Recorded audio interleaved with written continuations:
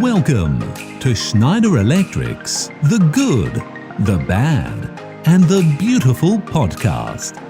Every month, you will be joined by me, Carmel, me, Emma, and me, Rob, who will talk about real experiences from real people with some special guests along the way. Don't forget to share, like, and subscribe.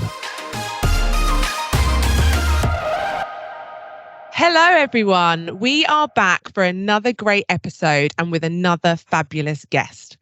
We will be joined by Alice to discuss the importance of breaking barriers and some key things we can be doing to support and make changes. But first, seeing as it was Mental Health Awareness Week last month, let's get into how you all are and how you're getting on with your wellbeing habits. Rob, Carmel, how's it going? Hi everyone. So back again. Really excited for today's episode. Before I go into that, I want to really quickly delve a bit more into the Mental Health Awareness Week because the focus was really about tackling loneliness.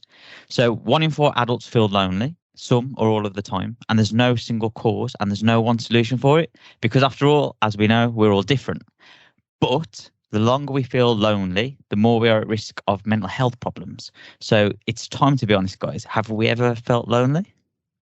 I have actually.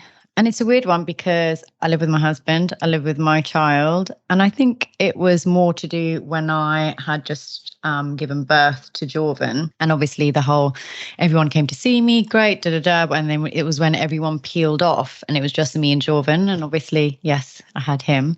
He couldn't talk much. But I just felt super lonely. I mean, I made myself go out every single day, rain or shine. I would put that boy into a buggy. But even thinking about it now, I was a bit emotional about it, actually. I was super lonely. Just felt like I was, that no one else was there. And that's the things that I tried to counteract that with, I got up every day, went out with him, did activities with him, but it was more for him. It wasn't really for me, if that makes sense. Yeah. And then when there were other people around, it felt like because I was so busy thinking about him, I wasn't ever present either. So I think that just made it a bit worse as well. So no, that definitely resonates with me. It's tough, isn't it? Because I was thinking about this, right? And I don't think I've ever told anyone that I'm lonely, but I can think back to points in my life where, I probably was. And I wanted to touch on this a little bit more because I actually had someone come to me very recently after I'd been looking at this issue in, Mental Health Awareness Week. And we were catching up and I said, I'm good, but, sometimes I just feel a bit lonely. And it's not actually very often anyone's ever really said that to me.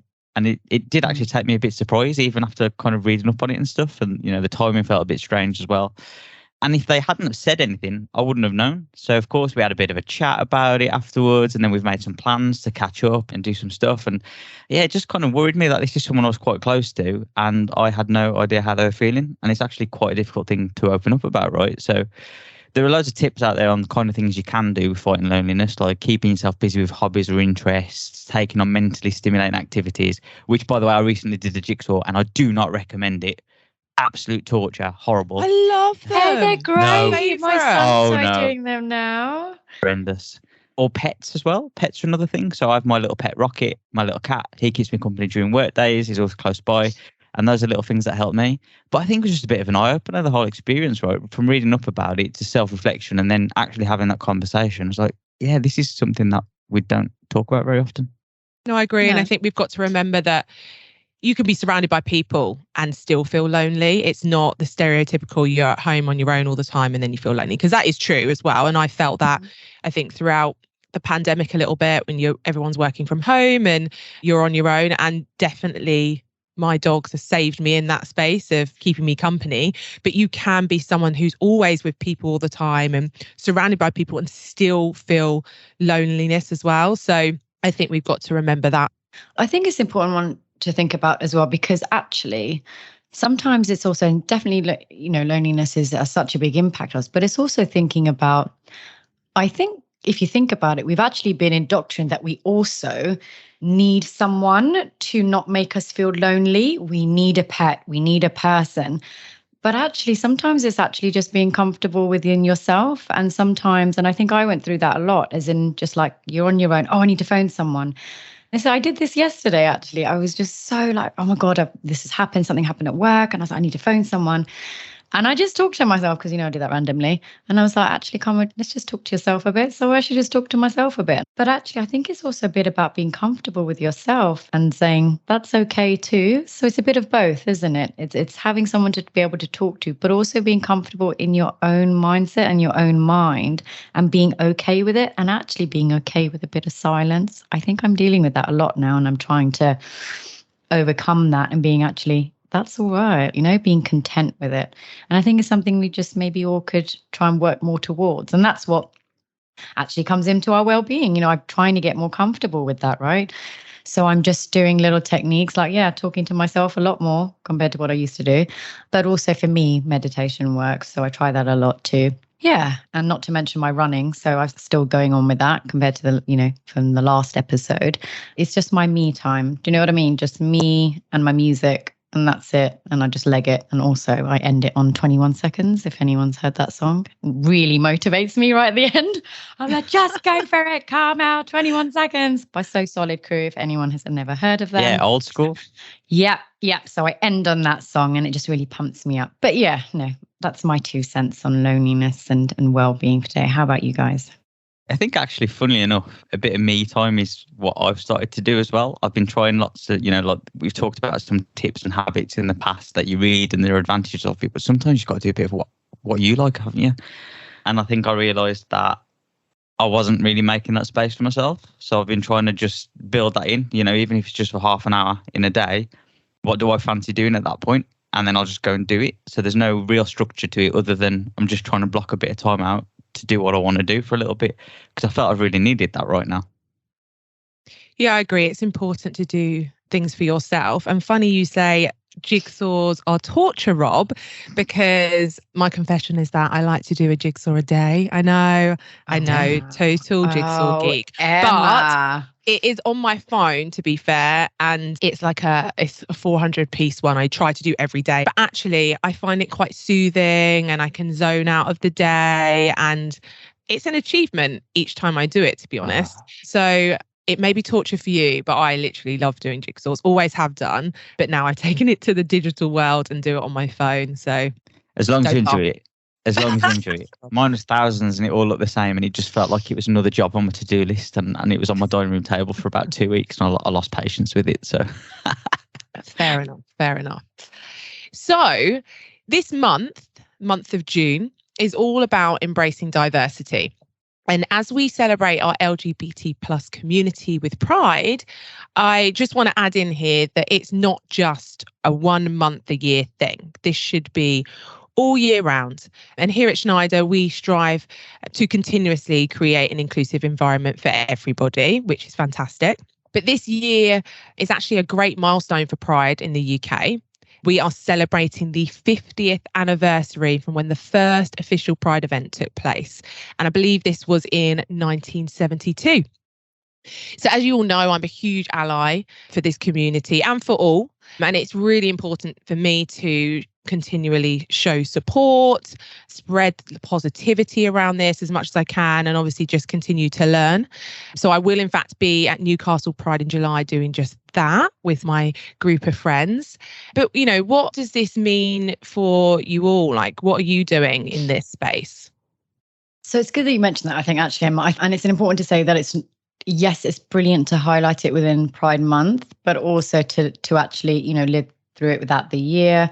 I think that's super important. And for me, it's really focusing on educating myself, how I can be an ally, but also for my son, Jordan. So I try to do that on a daily basis because, he always loves his books and things like that. But I've tried to really diversify his reading books. So, for example, Jordan will have minimum 5 books a day read to him because he absolutely loves them.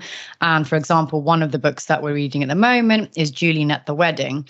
Now, Julian at the Wedding is by an amazing author called Jessica Love, and it really portrays such an amazing array of characters. It's about 2 women getting married, but really the key message there is acceptance and spreading love, really, which I think is just absolutely beautiful. And I think because of his environment that he is in, he may not get exposed to certain environments, etc. So I really try and educate him in that way. And, and I think for me, it's all about acceptance, right?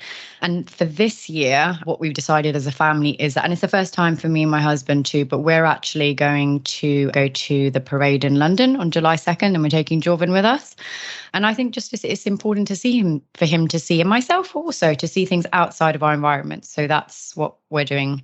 Rob, what about you? Well, I think we always talk about education, don't we? And it's still so important, because I think we can always do more and learn more and make that little bit of effort. And I think that's what I'm noticing at the moment, and I think that's really great, and I think most people would agree with me as well, is that we're seeing more and more LGBT plus representation in the media as well. So, TV adverts, they represented same-sex couples, for example. I saw the latest Marvel film the other day, and that had same-sex parents in there as well. You see transgender women featuring in cosmetic adverts and all that kind of thing. It's that kind of day-to-day exposure that's really good for representation. I think it's like you said, like with Jordan and stuff, like he's going to grow up with this just being a part of everyday life, right? Yeah. And I think it's really cool to see. I think it's really cool to see, especially how far it's come in the last few years.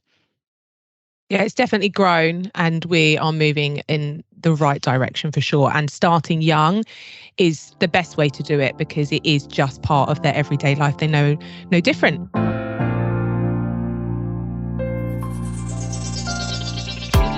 So it's really about time we dive into the main topic of today, which is breaking barriers. Now, the world has changed a tremendous amount, but there are still many barriers, or should I say, many obstacles potentially preventing us moving forward to create true equality for everybody. And with this month, we also celebrate International Women in Engineering Day. So I think this is perfect time to bring in our very own Alice, who is extremely passionate about all things breaking barriers. Alice joined us as a graduate a few years back now, and has since gone on to wonderful things. So welcome, Alice. Thanks, Emma. So I'm a project manager currently in our Hub Execution Centre in Power Systems, and I manage a range of projects that encompass a variety of Schneider's offers. Previous to that, I was on the graduate scheme at Schneider, and then before that, I did mechanical engineering at the University of Manchester. Fabulous. So let's get straight to it then. We'd like to understand really from your perspective why you think it's so important to break down barriers, and what does that mean to you? So I think there's so many reasons to break down barriers. We work in an industry where there are huge skill gaps, age gaps, huge diversity imbalances, and all of these barriers impede change. So diversity is crucial in order to be able to move forward. And I've actually got a few facts that kind of... We love facts, Alice. Hit us up. I have a lot of facts that consolidate that. So, for example, while I was doing some of my research, I found as of August 2020, Fortune Global's listed that only 13 women, so 2.6%, were CEOs of Fortune Global 500 companies, and all of them were white. Wow. So that really highlights, the lack of women, but not only the lack of women, but the lack of diverse women. Yeah. That's an eye-opener, isn't it? Yeah. But it is, because you just you think that there's a low representation, but you don't realise how much that is till you see facts like that. Yeah, exactly. It makes it a reality, doesn't it? It's not just something people talk about. It's like, no, this is truth. Here's the numbers. And you go, oh, okay. Mm-hmm. Definitely. And as you go up in the hierarchy, you go from support staff where 47% are women, managers to 37%, and then execs, you go to about 23%. And then as you get higher, there's a lesser percentage, which I guess in the current environment is hardly surprising. But we're really moving towards, creating more change. And I read somewhere that diversity is crucial for innovation. So in a global study, 85% of corporate diversity and talent leaders agree that a diverse and inclusive workforce is crucial to encouraging different perspectives and ideas that drive innovation. And companies are 15% more likely to perform better if they are gender diverse. And I think it's all about getting that different perspective, isn't it? Because that was actually going to be one of my questions. So thanks for answering that. But I think people would be like, so what? they worked hard for that job, etc. And as does everyone. But the point of having a diverse set of, a workforce in general, and those that lead from the top, is also because those that lead from the top set the vision. They work obviously hopefully with their employees, but they set that vision, right? And if you're just getting one point of view from it, then that's very different to if you had a diverse, broad set of, senior executives that are looking down and be like, no, well, have you thought of this? Because they've all had different experiences. And I think that's the key, isn't it? You've got different experiences, things in your life journey that will actually change the way you think, the way you work, etc., for your diverse workforce, right? Exactly. And I think also, as we're getting more women into, higher roles and things like that, there's also another issue that COVID brought about. So I read that a report by Tech Radius showed that the pandemic had a huge effect on women in tech.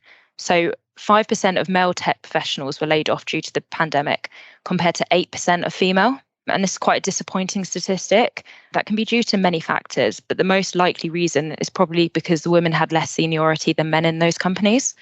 And the pandemic just further highlighted that.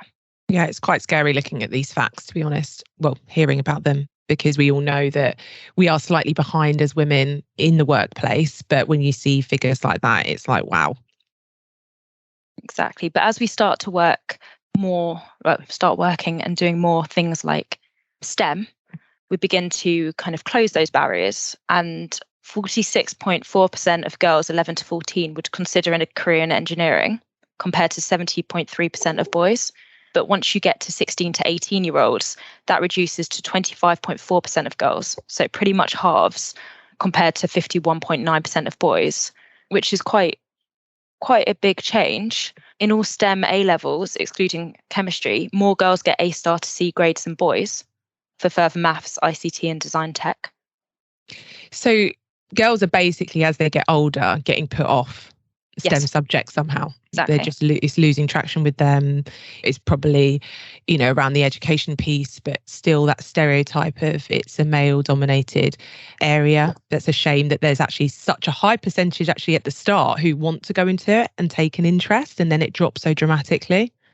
But also it's a society thing, I think, as well. No? What do you guys think? Like, it's not the norm, is it? And obviously that's not the path that normally young women would take. And so if it's not the norm, maybe that's a kind of, barrier for them to be like, oh, okay, maybe I should do this. And it's all about the should instead of actually, do you know what? Forget that. And yeah, so I think it's society and definitely education, as you said, Emma. I think awareness and representation come back into it, don't they? Are you aware of the opportunities that exist out there if you're interested in that topic? And do you see other people, like you doing those kind of jobs? Because if you're not aware of what you could do, you don't see other people like you doing it, it's going to put you off, isn't it? Exactly. And talking of awareness and the STEM subject overall, it'd be good to understand from your background as an engineer, how you found yourself in this career path and, what your thoughts are around the awareness piece or lack of it. So I think I got lucky in the sense that my parents and people who influenced me while I was growing up were interested in engineering, be it cars or whatever. And I got to join in, go to car shows, silly things like that, but things that got me involved that maybe, other people don't have the opportunity to do. And also as I grew up, I moved countries and that really interested me. So I began to see things around me that were different to what we do in the UK. I mean, a really simple thing being in Asia, they use bamboo scaffolding instead of traditional steel. And there's so many reasons for it, but they can go up so many floors. It's really elegant, it's sustainable, flexes in high winds, and just things like that, but things that you don't see in the UK. And just the way things can be done differently in other countries really kind of got me thinking. And I love taking things apart and just making things. All that kind of thing really, I found really interesting when I was younger. And I think even finding an interest in STEM subjects can simply be something like enjoying cooking or gardening, because you start with a load of material and you come up with an end product that other people want to use or want to enjoy. And I think that's really, really important, because you need to be able to recognize skills that maybe are more transferable, that young people won't necessarily know that it's engineering they're interested in, because like you say, it's not really talked about in school. You don't have engineering as a core subject. And as you get older, it begins to become more targeted towards maybe men, and more so is what I've experienced. I mean, I don't know about you. I think for me, there's a couple of kind of ways you can look at this, right? So I think there's, on one hand, do you actively get put off careers in engineering or subjects in engineering when you're at school? Maybe because of gender or whatever reason that might be. Because I mean, I can't get my head around the idea of that, right? Because I've never really kind of faced that challenge in my life in terms of a school or my superiors doing that for me anyway. One example I will give is when I was at school, I was actually really good at textiles when I was in year 7. I made a cushion cover that got sent to the headmaster because it was that good. Yeah, I was going to leave that there. How strange, right? How strange. But I know that if I'd have got to year 10 when I take up my options, if I'd have gone, I want to do textiles, the amount of stick I'd have got from my friends and peers would have been insane. And that kind of comes down to I think the point you were making earlier, Carmel, about maybe things not being normal. Like, is it normal for a boy to want to go and do textiles? So you look at some of the other activities out there. So I guess as a female, do you have those kind of pressures in your friendship circles and things like that, or is it kind of resistance from teachers and things as well? But then on the other side of that too, it's not just about having a deterrent, but are people proactively encouraging you to like pursue your interests? Are they saying, oh, you seem really analytical. Have you thought about doing maths or chemistry or something like that? Do you get that proactive encouragement? Because I think that's actually really important as well. I think if you just leave people to it, they're going to fall into those social norms, aren't they? Because of those peer pressures and things. Yeah, definitely. I never got any of that at school. I was never proactively pushed towards different things other than go to sixth form, get some A levels, and then off to uni. There was no discussions around the subjects either, especially STEM subjects. So I do think there's a lot to do with awareness in schools. I don't know, Alice, if you were ever put off at all or even educated and made aware of those options in your schooling. So no, I wasn't. It was never something that was discussed with me. None of my friends went into engineering. Even during lessons, it wasn't encouraged. When I went into sixth form, which I did in Hong Kong, it wasn't encouraged for me to do maths or physics. It was discouraged. I was the only female in the class and the only Westerner. It was quite different.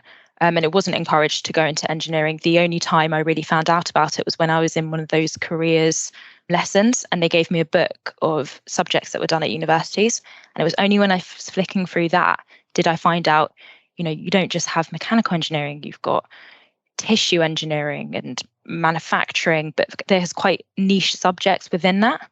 And that was something that I was never aware of. And it was only when I looked through the book did I find out no one ever suggested in my journey towards university, this could be good, or have you thought about this? And I think that's where schools are lacking. STEM needs to be taught and encouraged at a much deeper level, at a much younger level, in order for us to be able to create a pipeline of people for the future, because you don't know what you don't know. And if it's not been discussed with you, how are you meant to know that, your skill set might be catered towards something like that? And we're pushed images of engineers being people dirty and hard hats and like mud up to their waist, which is just not the case. And it's those kind of images that you're sent, and they're majority men in the images as well. So it just reinforces stereotypes, which doesn't help our industry move forward. No, you're right. It's all about the representation and education. So obviously awareness is a huge, huge factor here. What do you think that we can do as people, employers, those influencers, those school teachers or career advisors? Like, what exactly do you think we should be doing to improve on this awareness? I think there's so much that we can be doing, and I think there is so much that we, Schneider, are already doing. So simply from things that we have people working on STEM who go into schools. We have people to our Coventry office and we show them our products. We almost cater like lessons for them. That is part of the curriculum. So we help with things like that.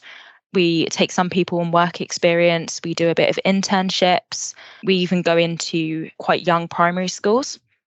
I think that all makes a difference.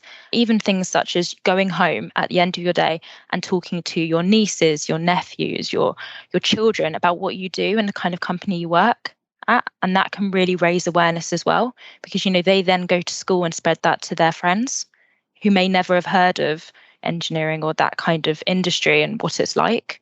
And I think that's so important. So, Alice, obviously, you've gone down this route, you've gone into engineering, you've joined Schneider Electric. Well, have you come up against any of your own personal experiences being a female engineer that has really proven to you that there still needs to be a massive increase in raising awareness around this subject?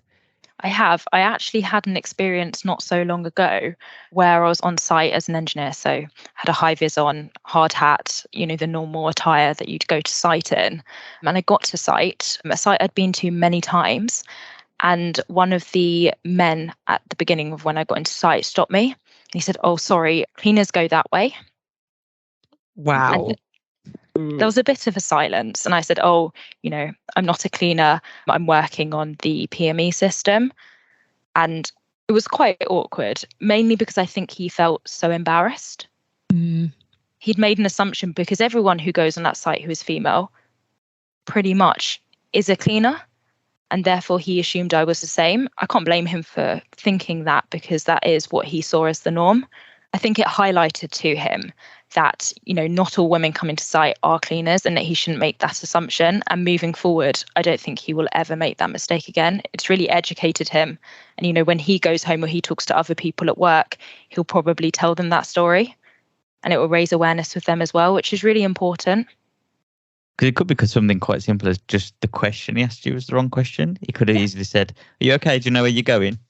And then he said, "Oh yeah, I'm working on site." And you go, "Okay, that's fine." But like you say, there's a hidden bias there or an assumption being made. And I think it obviously sounds like the guy's very apologetic, which is good to hear and things. But I think beyond that, it's a genuine assumption that's made. And while those assumptions are still being made, it means there's barriers. Exactly. I think it is important, though, that afterwards we laughed about it together, which I think really helped because it put him at ease. And at the same time, it made something that was quite awkward, actually, in some ways, almost slightly amusing in order for him to be able to kind of accept what happened. So another example, not so recently that happened, but while I was on the graduate scheme, was I did a night shift at a manufacturing plant, a small one, with a few engineers. And when we got to site, I'd been there for a few hours and I needed the bathroom. So I asked the customer where the bathroom was, and he kind of stopped a bit and looked at me and said, we don't have a female bathroom. You'll have to use the male one. At which I said, that's okay. So I had to get one of the engineers to kind of wait for me to make sure no one went into the bathroom. She had to go past urinals to get to the toilets. And I think it really highlighted to them, firstly, that actually this is an issue because it's not something they ever would have noticed because they go on about their day. There's no women that come to site really. So it never would have been highlighted to him. It was only when I asked the question, where are the female bathrooms? Or even the disabled bathrooms, that it raised an issue with him that they didn't actually have that. And I think, moving forward, that's something that they're going to look into. But at the same time, it's just something at the time that I laughed about with the engineers. You just make sure you sing while you're in the bathroom or make some noise so that people know that you're in there and they don't walk in. Because at the end of the day, it's going to be more embarrassing for them if I walk out and it is awkward. But that does happen sometimes on smaller sites. We're not there yet with having female bathrooms or even disabled bathrooms, which shows that there's a huge gap in diversity. I think these are the examples that scare me a little bit because they are so basic.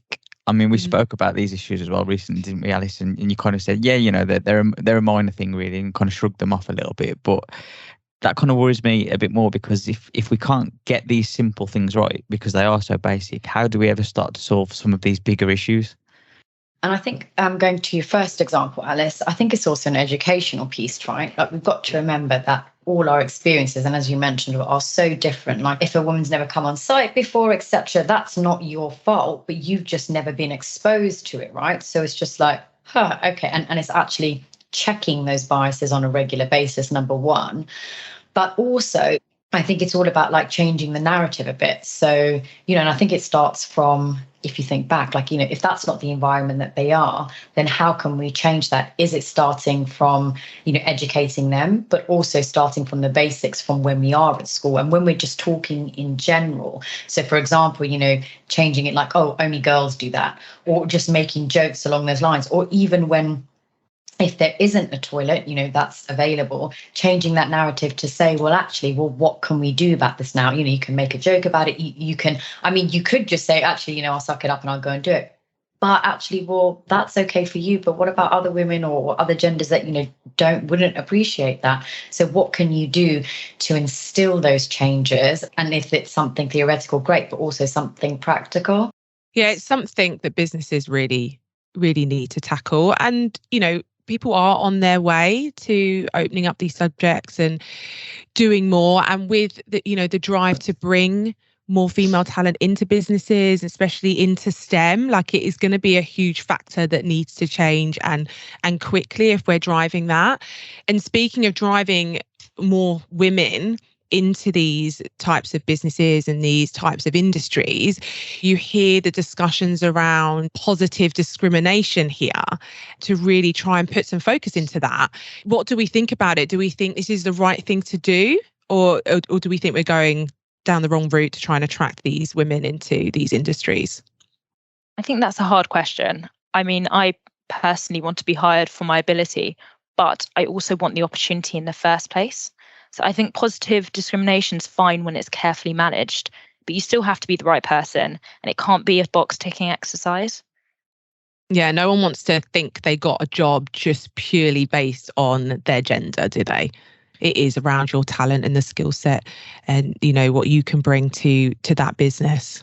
Yeah, this is a topic that I find really interesting. Some people might say discrimination is discrimination, but if you've historically been denied opportunities due to reasons out of your control, then balancing the scales a little bit does seem fair, doesn't it? I mean, I'd be absolutely gutted personally if I missed out on a future opportunity because I didn't tick the right demographic boxes. But I totally understand that this has actually been a reality for many people. So you kind of just have to understand the bigger picture, don't you? Things like that. But I think it's also about understanding when you are in that hiring position or when you're looking, it's also about absolutely you compare the differences, but actually you also need to think about, well, what other experiences does that person bring outside of what is on paper? So yes, they may have done this, they may have done this, they may have done this. And I think it's about, again, changing that narrative, but actually they would see this perspective or they would see this perspective because of their background. And maybe that would only come up through interview. Do you know what I mean? So it's kind of marrying that mix between the two. So the other interesting thing here is positive discrimination versus positive action. So positive action, it's a form of encouragement to increase candidates for a post. And that kind of maybe sounds a bit more aligned to like what you just said, Alice. You kind of want to have the same opportunities. You want to go for those same kind of roles, But ultimately, you're going to get a role because you're best suited for that role. But you need to encourage people to apply in the first place because that can be a bit of a block as well, can't it?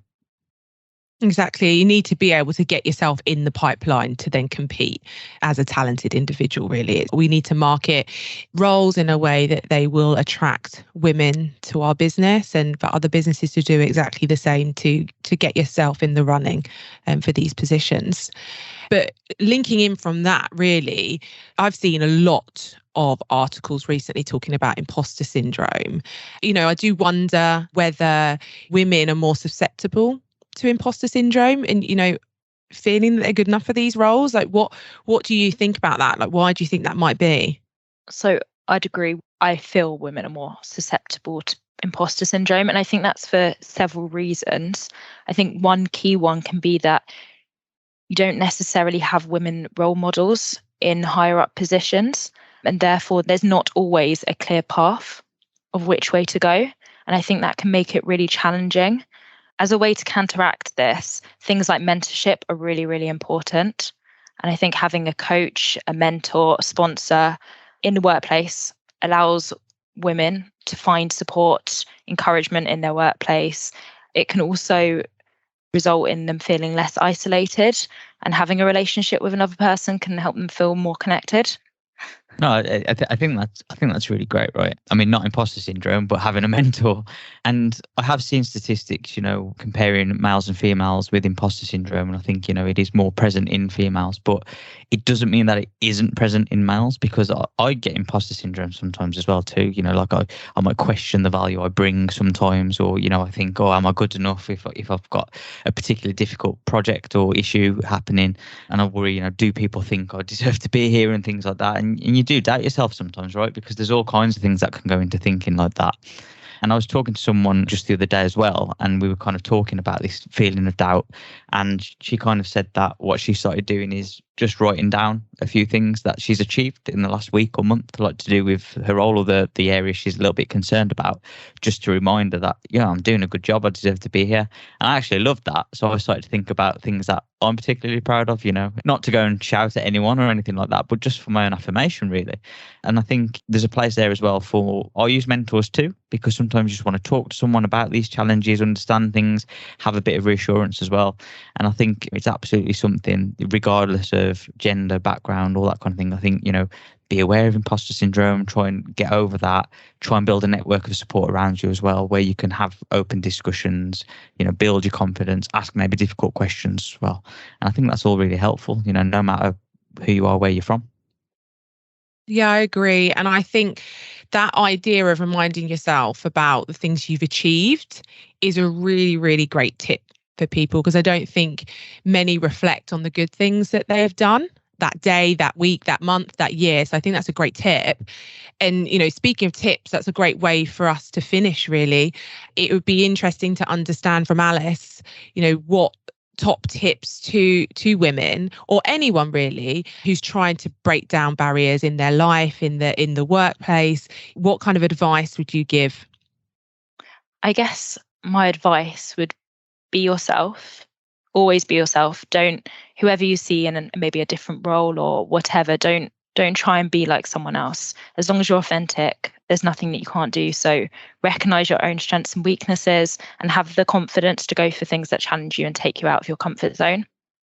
So I think that's really important, because even though that might seem daunting, those really challenging things that you do can reap the greatest rewards. So on that beautifully philosophical note, Alice, I think we'll end the interview. But I mean, thank you so much for joining us today. That was really insightful for me. It's been a really great discussion, really interesting. So yeah, again, from all of us, just thank you so much for coming along. But I know that you're sticking around for the quiz today. So this week, I'm handing the question baton back to the quizmaster, Carmel. So Carmel, what do you have for us?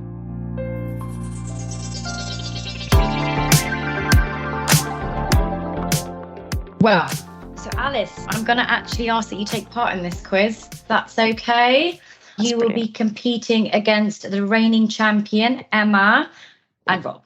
But anyway, so we are going to kick this off. And Alice, the rules they're pretty much our rules, except don't Google the answer. Okay, shout out what's at the top of your head, and I'll tally up the points and let you know who won at the end. Okay.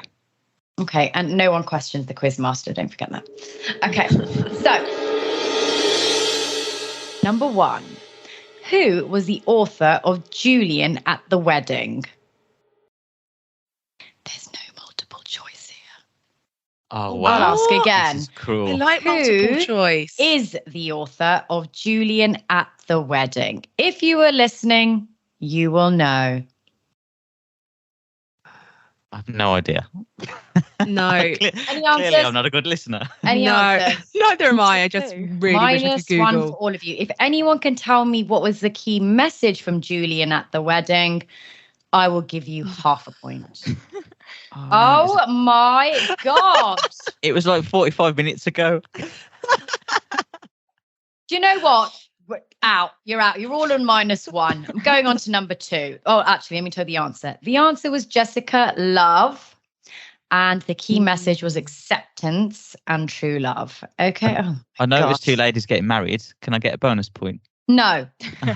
Rob. Which country was the first to lawfully establish same-sex marriage? I'm going to Was give it you. the US? Okay, you got the US. The UK. Okay, Rob. Sweden. It was actually the Netherlands.